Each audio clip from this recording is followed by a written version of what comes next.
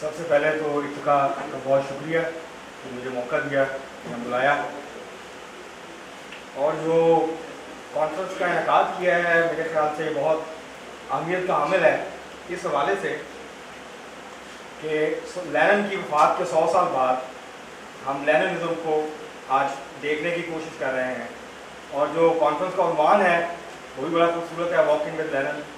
Linen کے ساتھ ساتھ جیسے لینن نے رہنمائی کی اکتوبر ریولوشن تک روس کے محنت کشوں کی، کسانوں کی، دانشوروں کی، اور RSDLP کو اس قابل بنایا، بولشوک دھڑے کو اس قابل بنایا کہ وہ اکتوبر 1917 میں انقلاب کی قیادت کر سکیں، اور اس کے بعد پھر جو سوشلزم کی تعمیر تھی، جو انقلاب کی تعمیر تھی، اس کو سسٹین کرنا تھا، اس میں بھی لینن کا بہت اہم کردار تھا، کیونکہ وہ ہمارا موضوع نہیں ہے تو اس پہ ہم بات نہیں کریں گے۔ تو اس لیے آپ سے یہ بہت خوشائن ہے کہ آج ہم لینن کو ڈسکس کر رہے ہیں، اس کے نظریات کو، اس کی جو کنٹریبیوشن ہے ریولوشنری پالیٹکس میں، ریولوشنری تھاٹ میں، فلسفی میں، اور پریکٹیکل پالیٹکس میں، اور پھر انقلاب برپا کرنے میں۔ اگر میں بات شروع کروں اکتوبر انقلاب کی، تو دراصل اکتوبر انقلاب کا آغاز ہوتا ہے فروری انقلاب سے۔ فروری انقلاب اگر نہیں ہوتا تو اکتوبر انقلاب بھی نہیں۔ فروری انقلاب نے ٹریگر کیا ان فورسز کو جو روس کے اندر تبدیلی چاہتے تھے۔ جو سٹیٹس کو تھا وہ فروری انقلاب میں زار شاہی کے خاتمے کی شکل میں ٹوٹا، اور جس کے نتیجے میں پھر فلڈ گیٹ کھلے، جس کے نتیجے میں پھر عوام نے اپنی طاقت کا اظہار کرنا شروع کیا، کیونکہ فروری انقلاب نے روس کے محنت کشوں کو، روس کے غریب عوام کو، کسانوں کو، دانشوروں کو، سیاسی کارکنوں کو یہ اعتماد دیا تھا کہ وہ ان کے اندر یہ طاقت موجود ہے کہ وہ اگر زار شاہی کا خاتمہ کر سکتے ہیں تو پھر یہ کرنسکی گورنمنٹ اس کے لیے کوئی معنی نہیں رکھتی۔ اور یہی وہ جذبہ تھا جس کو آپ کہہ سکتے ہیں فروری انقلاب نے جس کو تخلیق کیا روس کی سوسائٹی میں، اور پھر انقلاب جو ہے وہ ایک قدم کے بعد دوسرا قدم پھر اکتوبر جو ہے وہ آتا ہے۔ اس لیے میں سمجھتا ہوں کہ فروری کے بعد کے جو واقعات ہیں، ویسے تو فروری 1917 تک لینن کا جو کردار ہے وہ انتہائی اہمیت کا حامل ہے، اور میں ذاتی طور پہ اس بات میں بلیو کرتا ہوں کہ اگر لینن نہیں ہوتا تو اکتوبر انقلاب نہیں ہوتا۔ لینن کی اتنی بڑی کنٹریبیوشن، کیونکہ جو ریولوشن ہے وہ ایک دن کا عمل نہیں ہے کہ آپ نے فیصلہ کیا کہ آپ نے فلاں تاریخ کو قبضہ کرنا ہے اور اس دن انقلاب ہو گیا۔ اس کی تیاری کے مراحل ہیں، اور بہت سے مراحل میں سے گزرتے ہوئے آپ اس تاریخ تک پہنچتے ہیں جب آپ ایک بحیثیت پارٹی یہ سمجھتے ہیں کہ اب آپ اس پوزیشن میں ہیں کہ آپ اقتدار پہ قبضہ کر سکتے ہیں، آپ سرمایہ داری جاگیرداری کا خاتمہ کر سکتے ہیں، اور جو existing political socio economic order ہے آپ اس کو ختم کر کے اس کی جگہ ایک متبادل جو ہے وہ لا سکتے ہیں۔ تو یہ جو واقعات ہیں کچھ، میں اس کا ذکر کرتے ہوئے آگے بڑھوں گا۔ لینن نے یہاں پہلے بھی بات ہوئی، میں ریپیٹ نہیں کرنا چاہتا ہوں باتوں کو جو یہاں پہ ہو چکی ہیں۔ روس کے کنٹیکسٹ میں لینن کا بہت اہم نظریاتی کردار ہے، کیونکہ جو مارکسسٹ اسکول آف تھاٹ تھا، مطلب 1890 میں جب مارکسی تحریک کا باقاعدہ آغاز ہوتا ہے روس کے اندر، پلاخانوف کی قیادت میں پہلا گروپ بنتا ہے ایمانسیپیشن آف لیبر، تو وہ مارکسسٹوں کا پہلا آرگنائز گروپ تھا جس نے روس میں مارکسزم کے نظریات کو پھیلانا شروع کیا۔ تو جب جو ابتدائی مارکسسٹ تھے ان کے سامنے سوال یہ تھا کہ روس میں زار شاہی کا خاتمہ کر کے انقلاب کی طرف بڑھنے کا جو راستہ ہے، یا سوشلزم کو حاصل کرنے کا جو راستہ ہے وہ کیا ہے؟ کیا وہ وہی راستہ ہے جو برطانیہ میں ہم لے سکتے ہیں، فرانس میں لے سکتے ہیں، امریکہ میں لے سکتے ہیں؟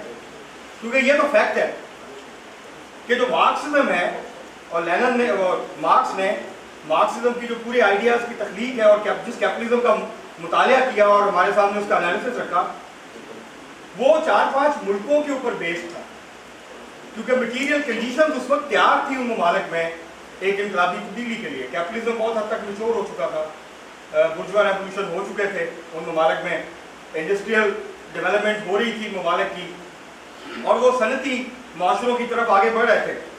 باقی دنیا بھی بہت پیچھے تھی، اور اسی لیے جب یہ روس کا معاملہ سامنے آیا تو بحث شروع ہوئی کہ روس میں کس طریقے سے انقلاب ہوگا، کس طبقے کا کیا کردار ہوگا۔ لینن کی جو کنٹریبیوشن تھی اس میں، اس نے بہت بعد میں آ کے 1893-94 میں جوائن کیا ایمانسپیشن آف لیبر گروپ کو، اور جو بحثیں تھی وہ اس کا حصہ بنا. تو اس نے پہلے دن سے یہ بات کرنی شروع کی کہ روس کے انقلاب میں محض مزدور انقلاب نہیں کر سکتے کرنا. مزدوروں کی تعداد بہت کم ہے، کیپٹلزم بہت ویک ہے، اور شہر جو ہیں وہ چھوٹے ہیں. 90% جو آبادی ہے وہ کسانوں پہ مشتمل ہے.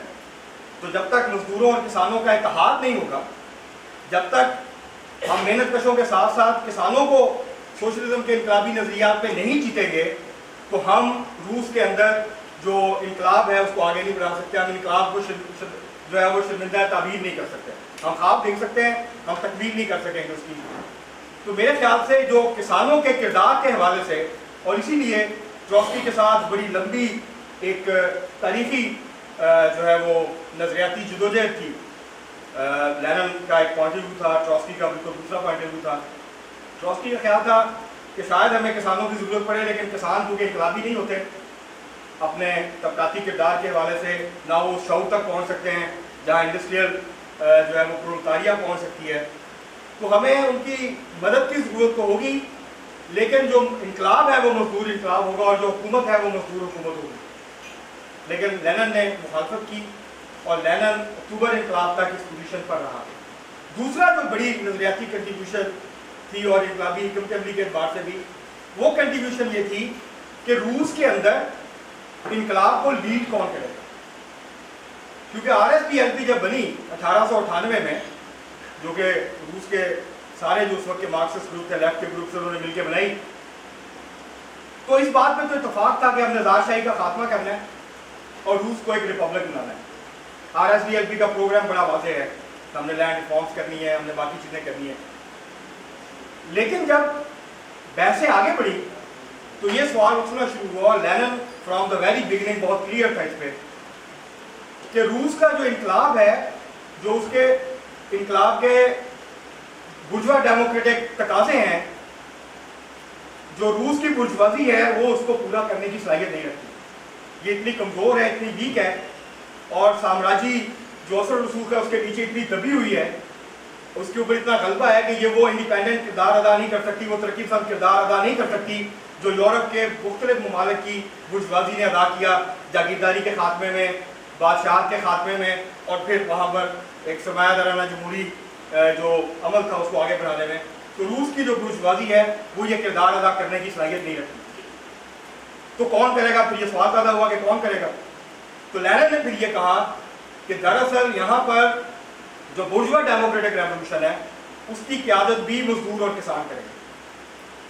مزدوروں اور کسانوں کی قیادت کے بغیر یہاں پر جو ہم زار شاہی کا خاتمہ چاہتے ہیں اور ایک ریپبلک بنانا چاہتے ہیں یہ بھی ممکن نہیں ہے.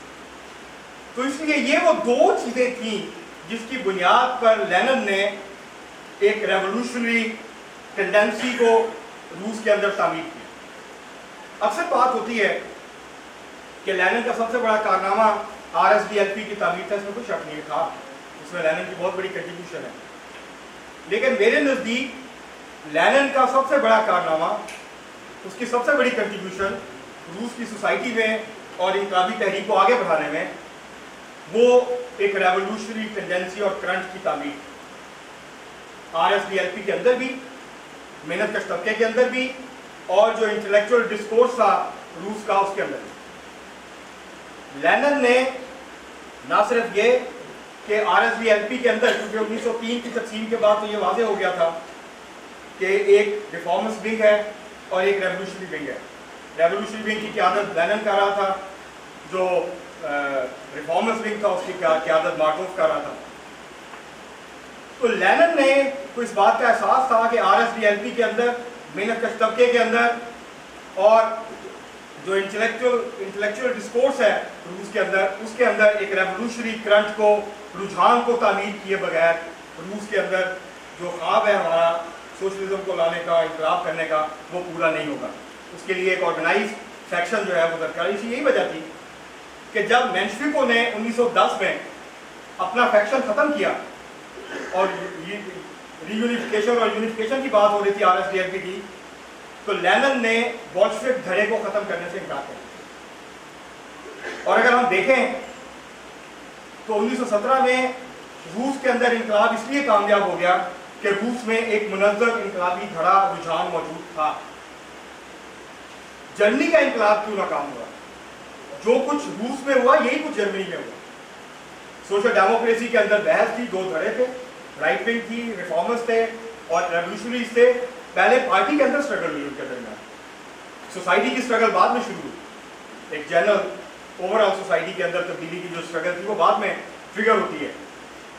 रोजा लग्जमबर्ग ने लेनिन के बरक्स एक रेवोल्यूशनरी क्रंच को ऑर्गेनाइज करने से, एक रेवोल्यूशनरी फ्रंट को सोशल डेमोक्रेसी के अंदर ऑर्गेनाइज करने से इनकार किया। उसका ख्याल था कि इसकी जरूरत नहीं है, उसका ख्याल था कि एक सेंट्रलाइज्ड केडर बेस्ड पार्टी की जरूरत नहीं है और एक रेवोल्यूशनरी जो क्रंच है, जो फैक्शन है सोशल डेमोक्रेसी के अंदर, उसको ऑर्गेनाइज करने की जरूरत नहीं है। जो मास एक्शन है लोगों का वो काफी होगा अवाम का, मेहनत कश तबके का इनकलाब करने के लिए। और इसीलिए जर्मनी का इनकलाब नाकाम हुआ।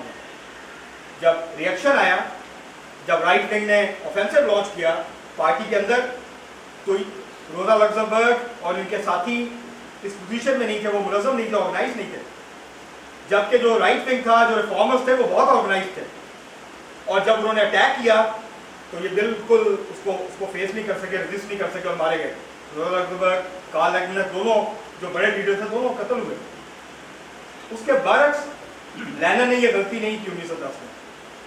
और 1910 में एक्चुअली जो रशियन रेवोल्यूशन है 19 अक्टूबर 1917 का, फरवरी में जो बहुत बड़ी छलांग थी, लेकिन 1910 के बाद, क्योंकि 1910 तक मेंशविक तादाद में ज़्यादा थे, अगरचे बोल्शेविक जिनको अक्सरियत कहते हैं रशियन लैंग्वेज में, वो कभी भी RSDLP के अंदर अक्सरियत में नहीं थे।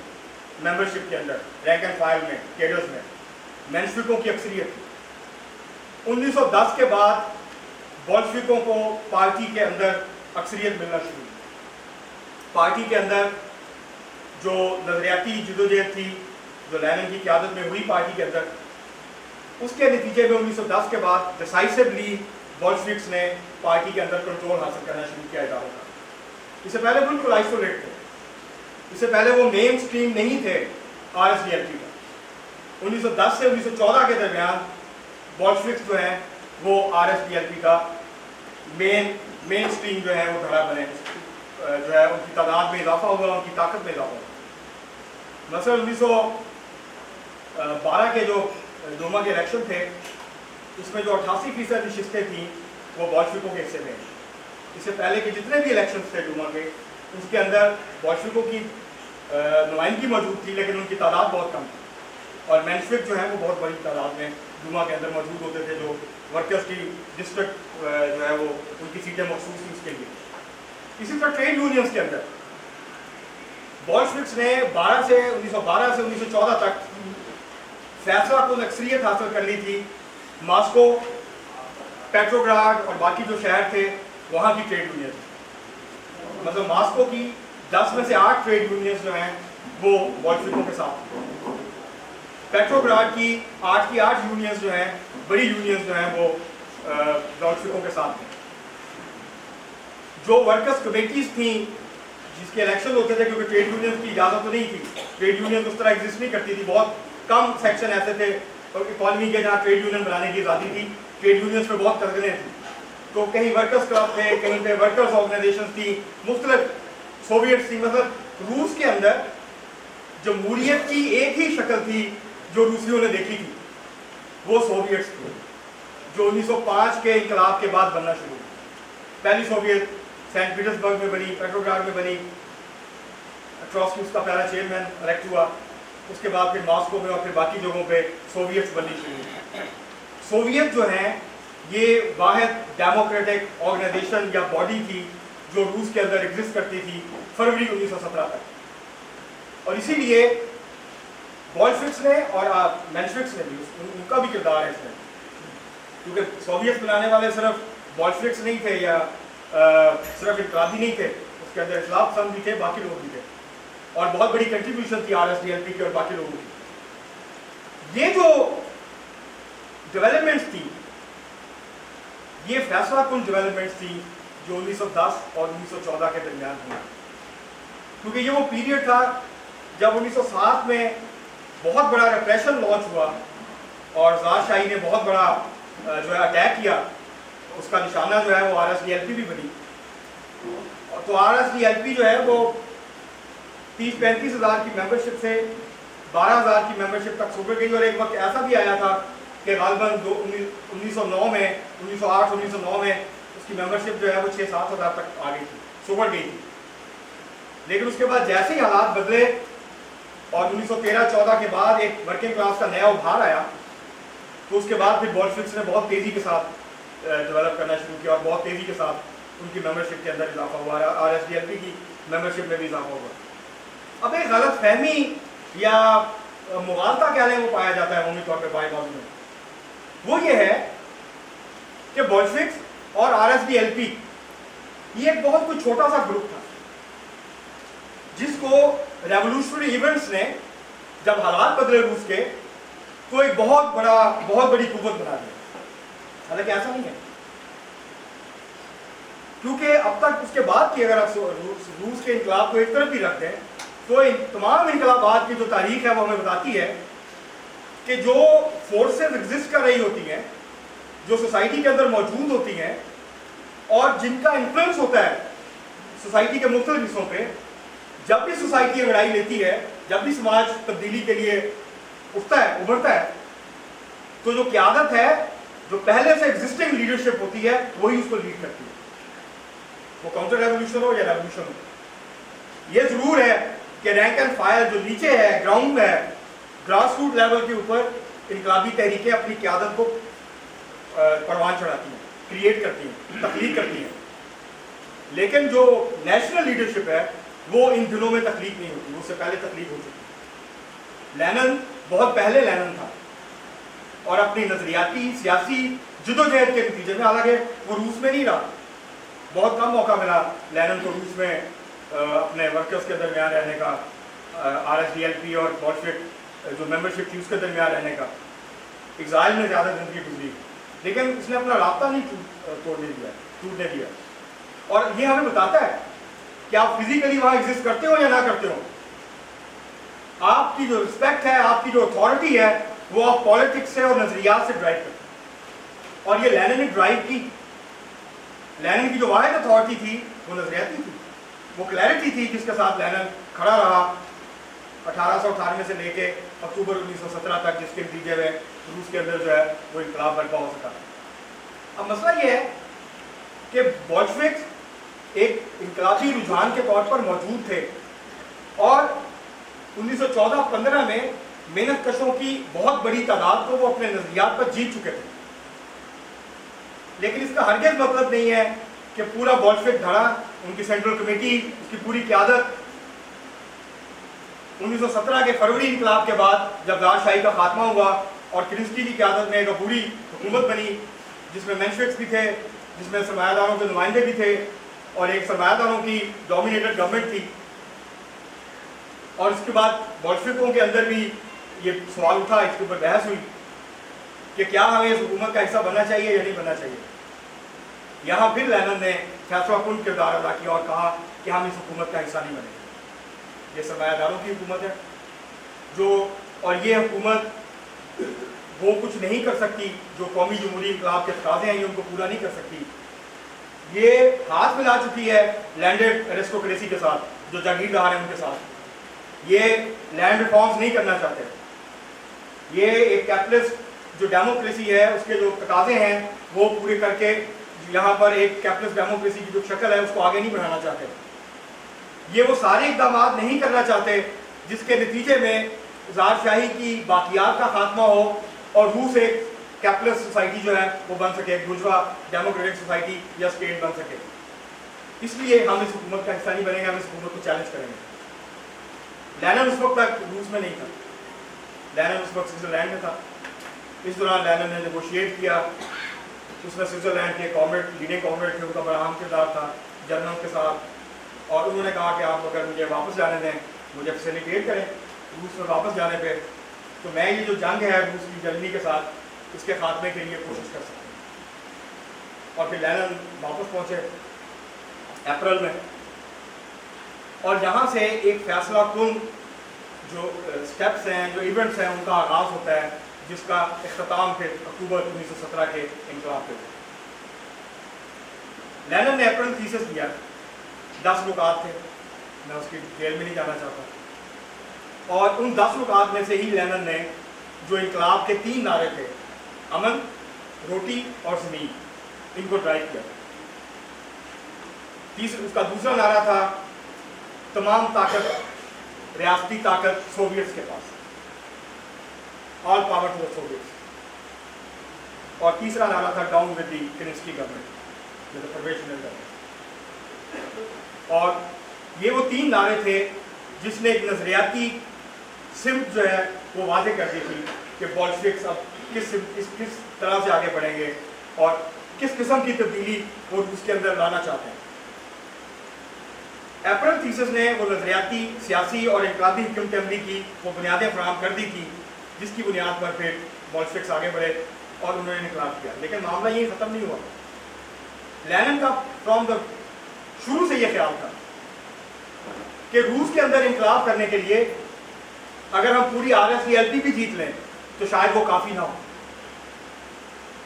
ہمیں جو لیفٹ کے دیگر ٹینڈنسیز ہیں، جو مختلف پارٹیز ہیں، مینشوکس ہیں، ان کا جو بیسٹ ایلیمنٹ ہے اس کو بھی جیتنا ہے، اس کو بھی اپنے نظریات کے اوپر جیتنا ہے، اس کو اپنے ساتھ ملانا ہے۔ جو سوشلسٹ ریولوشنریز ہیں، جو کسانوں کی روس کی سب سے بڑی پارٹی تھے، ان کا جو لیفٹ ونگ تھا، لینن اس بات پہ کنونس تھا کہ ان کو جیتے بغیر، ان کو اپنے ساتھ ملائے بغیر، ان کے ساتھ الائنس بنائے بغیر روس میں انقلاب ممکن نہیں ہے۔ اور لینن نے اس اسٹریٹجی پہ کام کیا، اور یہی وجہ تھی کہ جب اکتوبر 1917 کے بعد جو پہلی حکومت بنی وہ ایک کولیشن گورنمنٹ، وہ ایک 2 پارٹیوں کی مخلوط حکومت تھی، جس میں بولشوکس بھی تھے اور جس میں سوشل ریولوشنریز کا لیفٹ ونگ بھی تھا، جن کو LSRs کہتے ہیں، لیفٹ ونگ سوشل ریولوشنریز، وہ بھی تھے۔ یہ ایک مخلوط حکومت تھی، 7 وزراء تھے، کمیسارز جو ہیں وہ اس کے اندر جو ہیں وہ سوشل ریولوشنریز کے تھے۔ تو یہ لینن نے جو ایک ایکسپریشن استعمال کیا تھا، اگر آپ مجھے اجازت دیں، لینن نے کہا تھا کہ اکتوبر انقلاب جو سوشلسٹ انقلاب ہے یہ ریولوشنری ڈیموکریسی کا ریولوشنری سوشل ڈیموکریسی کا جو ریولوشنری ونگز تھے روس کے اندر سوشل ڈیموکریسی کے، کسی بھی جتنی بھی پارٹیاں تھیں ان سے ان کا تعلق تھا، تو لینن نے اس کے لیے ایکسپریشن یوز کیا کہ یہ انقلابی سوشل ڈیموکریسی کا انقلاب ہے۔ اکتوبر انقلاب کو میرے خیال سے اسے بہتر شاید ڈیفائن نہ کیا جاتا کہ کون سی فورسز تھیں جو اس انقلاب کے اندر کار فرما تھی اور کون کون سی فورسز نے کیا کردار ادا کیا۔ اپریل کے بعد اہم مرحلہ آیا جولائی، جس کو جولائی ڈیز بھی کہتے ہیں۔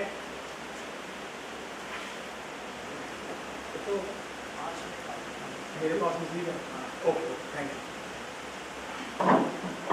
جولائی ڈیز جس کو کہتے ہیں، جولائی اپرائزنگ بھی کہتے ہیں، یہ ایک ایسا مرحلہ تھا کہ اگر لینن انٹروین نہیں کرتا اور ڈیسائسولی انٹروین نہیں کرتا، اور لینن کی اگر اتھارٹی نہیں ہوتی انٹروین کرنے کی اور کنونس کرنے کی، تو روس کا انقلاب وہیں ناکام ہو جاتا۔ ہوا یہ کہ جب کینسکی گورنمنٹ نے اٹیک کرنا شروع کیا اور ایک ریپریشن لانچ کیا، بہت بڑا ریپریشن تھا، ٹروسکی گرفتار ہوا، بے تماش اور سینٹرل کمیٹی کے ممبرز گرفتار ہوئے، ورکرز کو گرفتار کرنا شروع کیا، جو سپاہیوں کی سوویٹس تھی ان کے لوگوں کو گرفتار کرنا شروع کیا۔ ایک بڑا کاؤنٹر آفینسو تھا، کیونکہ وہ محسوس کر رہے تھے کہ بولشوکس آہستہ آہستہ اس سمت کی طرف بڑھ رہے ہیں جہاں پر ناگزیر طور پہ فیصلہ کن تصادم ہوگا، اور وہ اسے بچنا چاہ رہے تھے۔ اس سے پہلے ہی وہ چاہتے تھے کہ انقلابی قوتوں کو کچل دیا جائے۔ تو سوویٹس جو تھی، سپاہیوں نے مارچ کیا پیٹروگراڈ پہ، ورکرز نے پیٹروگراڈ کے اوپر مارچ کیا۔ ورکنگ کلاس کی جو موومنٹ تھی اس وقت وہ 2 حصوں میں تقسیم تھی۔ جو باشعور پڑھتے تھے، جو ایڈوانس لیئرز تھی ورکنگ کلاس کی، سپاہیوں کی، کسانوں کی، وہ ریولوشن کے لیے تیار تھے۔ لینن کا خیال یہ تھا کہ جو پسماندہ پڑھتے ہیں، جو وائڈر لیئرز ہیں ورکنگ کلاس کی، سپاہیوں کی، کسانوں کی، وہ ابھی انقلاب کے لیے تیار نہیں ہے، اور اگر اب ہم نے کوشش کی طاقت سے قبضہ کرنے کی تو ہم کچل دیا جائے گا، ہمیں شکست ہو جائے گی۔ ہمیں ان کو اپنے ساتھ لینا ہے، ایڈوانس لیئرز کو، اور جو بیکورڈ پسماندہ لیئرز ہیں جو بعد میں وہ نتائج اخذ کرتی ہیں، جو ایڈوانس لیئرز جو ہیں وہ بہت پہلے فورس ہی کر لیتی ہیں، تو ان کو ان کے درمیان जो ताल्लुक था उसको ना टूटने देना, ये लेनिन की बहुत बड़ी कंट्रीब्यूशन थी और उसका बहुत बड़ा इसके अंदर जो है वो कंट्रीब्यूशन था, उसका आर्गूमेंट था। उसने उनको समझाया, वो नाराज हुए और बहुत मुश्किल वक्त था ये लेनिन के लिए भी और बाकी रेवोल्यूशनरीज के लिए भी, रेवोल्यूशनरी क़यादत के लिए भी, कि वो सब्र के साथ वजाहत करें। उसी वक्त लेनिन ने फिर ये उस वक्त कहा था कि सब्र के साथ वजाहत करने की जरूरत है, और आर्गूमेंट किया, उनको दलाइल के साथ जीता और कहा कि ये वक्त नहीं है। इसके बाद दूसरा अहम मरहला अगस्त में आया, जब रिएक्शनरी जनरल था जिसको क्रिंस्की ने चीफ ऑफ आर्मी स्टाफ बना दिया था, chief of general staff, general Cornwallis, उसको इसने हटाया, किसी वजह से इनका इत्तेफाक हुआ, तो उसने ऐलान किया कि वो पेट्रोग्राड पे अटैक करेगा। ये वो मरहला था, फरवरी से अगस्त तक लेनिन क्रिंस्की की गवर्नमेंट के खिलाफ था, उसके साथ किसी किस्म का ताबन करने से इनकारी था। लेकिन यहाँ लेनिन ने एक बिल्कुल डिफरेंट पोजीशन ली और लेनिन ने कहा कि हम क्रिंस्की की गवर्नमेंट के साथ मिलकर जनरल कॉर्नवॉलिस का जो रद्द इनकलाब है इससे निपटेंगे, इसके खिलाफ लड़ेंगे। इसके ऊपर बहुत बहस हुई, सेंट्रल कमेटी में भी बहस हुई, बॉल्शेविक रैंक्स हैं जो रैंक एंड फाइल थे उसके अंदर भी बहस हुई, लेकिन बिल आखिर लेनिन ने प्रिवेल किया। लेकिन वो उस फैसले के नतीजे में जो रेलवे वर्कर्स थे उन्होंने ट्रेन चलाने से इनकार कर दिया और कॉर्नवॉलिस की जो फौज थी वो कभी पेट्रोग्राड नहीं पहुंच सकी। ये लेनिन की एक और बहुत बड़ी कंट्रीब्यूशन थी रेवोल्यूशन को बचाने में, और ये जाहिर करती है लेनिन की जो सबसे बड़ी खूबी थी वो ये थी कि वो बहुत टैक्टिक्स के हवाले से, रेवोल्यूशनरी स्ट्रेटजी के हवाले से बहुत लचक थी। इसके नजरियात के हवाले से एक आपको सख्त गिरी लेनिन के अंदर नजर आएगी, लेकिन जहां तक हिकमत अमली का ताल्लुक था, लेनिन ने यह सलाहियत थी कि 1 घंटा पहले किया हुआ फैसला अगर उसके सामने आ जाएगा ये गलत है, तो उसको फौरी तौर पर तस्लीम करता था, तब्दील करता था, और हालात के मुताबिक फौरी तौर पर अपने आप को ढालने की जो सलाहियत थी वो बाकी रेवोल्यूशनरी से मुमताज करती लेनिन। और दूसरा लेनिन की मैं ये जरूर बात करना चाहता हूँ, लेनिन की एक और बड़ी खूबी जो उसे दीगर इनकलाबियों से मुमताज करती है, नुमाया करती है, वो ये था कि लेनिन ने कभी भी सियासी और नजरियाती मसाइल को तंजीमी तौर पर तय करने की कोशिश की। उसने कभी तंजीम का डिसिप्लिन का हामी था, एक सेंट्रलाइज ऑर्गेनाइजेशन का हामी था, डेमोक्रेटिक सेंट्रलिज्म का स्ट्रॉन्ग बिलीवर था, लेकिन इसके बावजूद उसने कभी एक्सपल्शंस नहीं की। RSDLP में एक वक्त में 6 फैक्शन थे, हर फैक्शन का अपना पेपर था, हर फैक्शन को अपनी मीटिंग्स ऑर्गेनाइज करने की इजाजत थी। RSDLP एक डेमोक्रेटिक ऑर्गेनाइजेशन और उसको डेमोक्रेटिक बनाने में लेनिन का बहुत बड़ा कंट्रीब्यूशन था।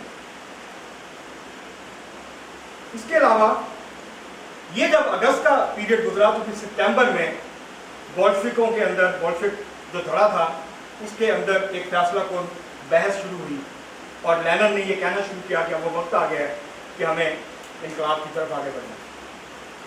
और बहुत ज़्यादा कन्फ्यूजन थी, क्या करना है, किस तरीके से करना है, क्योंकि कुछ लीडर्स ऐसे थे सेंट्रल कमेटी के जो रूस की जो जंग थी जर्मनी के साथ और बाकी महाजों पे उसकी हिमायत कर रहे थे। कामेनेव उसमें अहम नाम था, वो जंग का सपोर्टर था।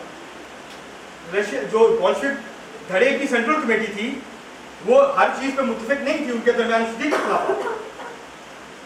और लेनिन का किरदार इसलिए फैसला कुन था क्योंकि ट्रॉट्स्की का ताल्लुक बोल्शेविक धड़े से नहीं था, वो एक और बड़ा आइडियोलॉग था, लेकिन उसका अपना धड़ा था और बोल्शेविकों में उसकी वो अथॉरिटी नहीं थी जो अथॉरिटी लेनिन की थी। वो लेनिन की बात को सुनते थे, वो लेनिन को बड़ा मानते थे, उस्ताद मानते थे और उसकी जो कंट्रीब्यूशन थी उसको एक्सेप्ट करते थे, इसलिए उसकी अथॉरिटी थी। ट्रॉट्स्की की वो अथॉरिटी नहीं थी। लेकिन जब मई में ट्रॉट्स्की वापस आया तो लेनिन ने उसको बोल्शेविक धड़े के साथ शामिल किया और उसका एक अपना अहम किरदार था इनकलाब के अंदर, वो क्योंकि हमारा मौजूद नहीं आज का इसलिए मैं उसको बात नहीं कर रहा। तो लेनिन को ने यहाँ पर सितंबर में फैसलाकुन तौर पर बोल्शेविक पार्टी को, बोल्शेविक धड़े को कन्विंस किया इनकलाब के लिए, उसको तैयार किया और जो बहसें थी उनको कंक्लूड किया और ये कहा कि हमारे पास वक्त नहीं है, लिहाजा हमें फौरी फैसले करने हैं। तो उसके बाद फिर ये फैसला हुआ, कमेटीज बनी, रेवोल्यूशन की तैयारी की गई और अब लेनिन की जो टॉलरेंस है इसका अंदाजा इस बात से लगाएं कि उन 2 कॉमरेड्स को सेंट्रल कमेटी में जिन्होंने इनकलाब के बारे में बता दिया था बुर्जुआ प्रेस को, उनको गिरफ्तार कर लिया गया, लेकिन इनकलाब के बाद उनको छोड़ दिया गया, उनको कोई सख्त सजा नहीं दी। तो बेसिकली लेनिन की कंट्रीब्यूशन जहाँ नजरियाती थी, जहाँ नजरियाती क्लैरिटी के हवाले से थी, दूसरा लेनिन की जो कंट्रीब्यूशन है वो रेवोल्यूशनरी स्ट्रेटजी के हवाले से थी कि इनकलाब में किन फोर्सेस को आपको साथ मिलाना है, वर्किंग क्लास को किन किन फोर्सेस के इत्तेहाद और ताउन की ज़रूरत है, और तीसरा कि जो रेवोल्यूशन है उसकी नेचर क्या है, उसका करैक्टर क्या होगा। इसके हवाले से लेनिन की जो क्लैरिटी थी उसने अक्टूबर 1917 के इनकलाब को कामयाबी से हमकिनार करने में सबसे ज़्यादा अहम किरदार अदा किया। और अगर लेनिन का ये किरदार नहीं होता, तो जैसे मैंने शुरू में कहा, मैं अपनी बात को यहीं ख़त्म करता हूँ कि अगर लेनिन का ये किरदार नहीं होता, ये क्लैरिटी नहीं होती, तो अक्टूबर 1917 का इनकलाब नहीं हो सकता। Thank you.